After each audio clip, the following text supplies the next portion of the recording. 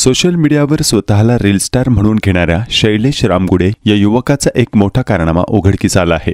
इंस्टाग्रामवर मोठ्या कंपन्यांमध्ये काम करणाऱ्या उच्च शिक्षित तरुणीशी मैत्री करून त्यांना प्रेमाच्या जाळ्यात ओढून विविध बहाण्यांनी त्यांच्याकडून पैसे आणि दागिने काढून घेण्याचे धक्कादायक प्रकरण प्रकाशात आले आहे।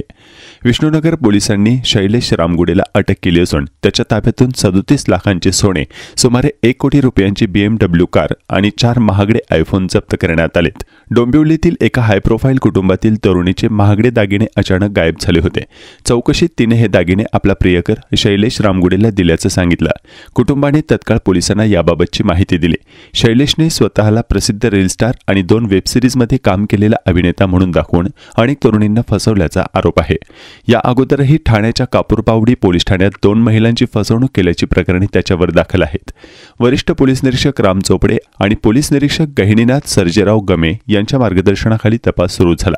तपासात समोर आले की शैलेशने डोंबिवलीतील अनेक तरुणींना अशाच प्रकारे फसवले आहे।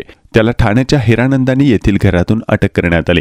त्याच्याकडून दागिने, BMW कार आणि महागडे आयफोन जप्त करण्यात आले आहेत।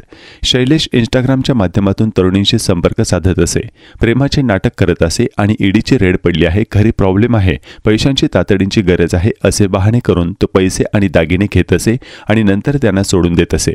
फसवणूक झालेल्या तरुणींमध्ये उच्च शिक्षित आणि IT क्षेत्रात उच्च पदावर काम करणाऱ्या तरुणींचा समावेश आहे।